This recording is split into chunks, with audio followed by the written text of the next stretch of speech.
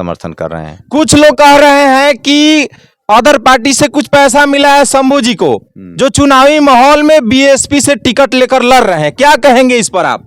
कौन लोग कह रहा है? कुछ विपक्षी लोगों का कहना है, जैसे कुछ आरजेडी के लोग कह रहे थे कि बीजेपी से कुछ पैसा मिला है उनको। तो आरजेडी एनडीए कैंडिडेट जो लोजपा के कैंडिडेट जो बीना देवी हैं, दिनेश सिंह हैं, शायद लोगों का कहना है कि उनसे कुछ पैसा मिला है जिससे शंभू सिंह चुनाव लड़ रहे हैं बीएसपी पार्टी से। पैसा शंभू सिंह को तो नहीं मिला है, लेकिन हाँ उन्होंने पैसा के दम पर टिकट जरूर खरीदा है चिराग जी से, और वो टिकट किसी पिछड़े दलित को मिलना चाहिए था, किसी गरीब के बेटा को मिलना चाहिए था जो रामविलास जी का झंडा उठाता है। रामविलास जी का क्या नारा था कि हम उस घर में दिया जलाने चले हैं जहाँ सदियों से अंधेरा है। तो टिकट तो बीना देवी जी ने खरीदा है और चिराग जी ने बेटा, वो टिकट किसी दलित को मिलना चाहिए था, किसी पिछड़ा को मिलना चाहिए था, किसी अल्पसंख्यक को मिलना चाहिए था, किसी गरीब के लड़का को मिलना चाहिए था, कोई पार्टी का झंडा उठाने वाले को मिलना चाहिए था। और रुकिए ना, रही बात हमारी, तो कल मुन्ना शुक्ला चुनाव जीत जाएगा, संविधान बचाने की बात कह रही है ना इंडिया गठबंधन, कल मुन्ना शुक्ला जीत जाएंगे तो किस पाले में खड़े होंगे? कल 10 सीटें कम पड़ेगी नरेंद्र मोदी को, तो मुन्ना शुक्ला नरेंद्र मोदी के साथ खड़े होंगे, मायावती जी नहीं खड़ी होंगी।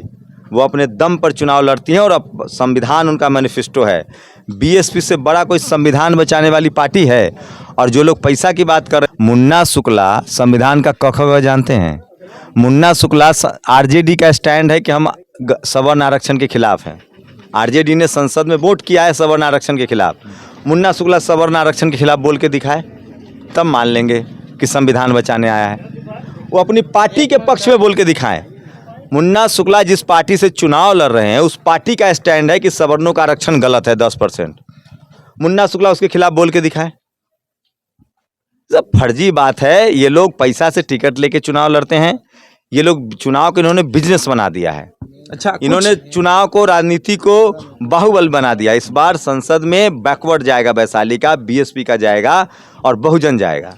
कुछ लोगों का कहना है कि बीएसपी पार्टी से जो शंभू सिंह आए हैं, नेशनल दस्तक के पत्रकार हैं, कि अभी दिखाई दे रहे हैं, शायद जीतने के बाद दिखाई देंगे कि नहीं देंगे, ये क्या कहेंगे इस पर? आप सोचिए, लोग दिल्ली जाने के लिए चुनाव जीतते हैं, हम दिल्ली छोड़ के चुनाव लड़ने आए हैं। हम इसी वैशाली में पले बड़े हैं, यही 25 साल पढ़ाई लिखाई किए हैं और गरीब घर में पैदा हुए हैं, तो रोजी रोटी भी तो कमाना था। तो हम चाहते हैं कि हर वैशाली का युवा अपनी गरीबी से निकले और सम्मान की ज़िंदगी जिए, पैसा कमाए और आके चुनाव भी लड़े।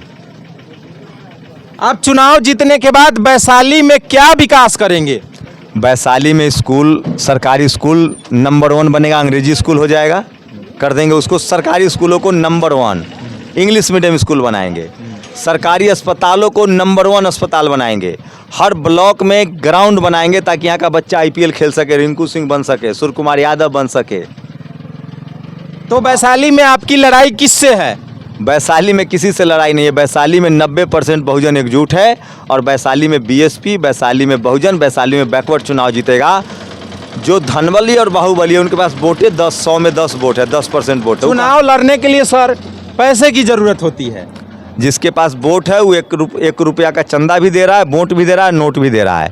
अगर पैसा से चुनाव जीता जाता तो लालू यादव चुनाव न जीत पाते, रामविलास जी चुनाव न जीत पाते, मान्यवर कांसी राम साहब चुनाव न जीत पाते, मायावती जी चुनाव नहीं जीत पाती, बहुजन समाज के सारे नेता, जननायक कर्पूरी ठाकुर चुनाव नहीं जीत पाते, जगदेव बाबू चुनाव नहीं जीत पाते, नरेंद्र मोदी चुनाव नहीं जीत पाते। वो कौन अमीर धन्ना सेठ क्या पैदा हुए थे?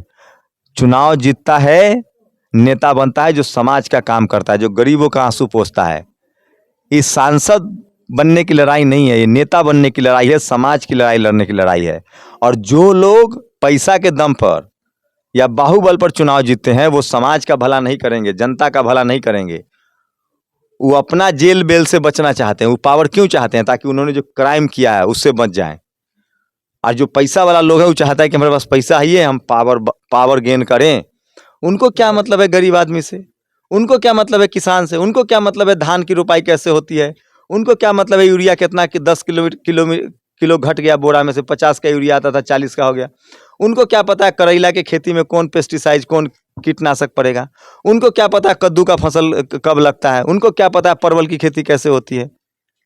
आप पूछ के दिखाइए, एक दिन जाइए उन लोगों से, तो इंटरव्यू नहीं देंगे आपको वो लोग।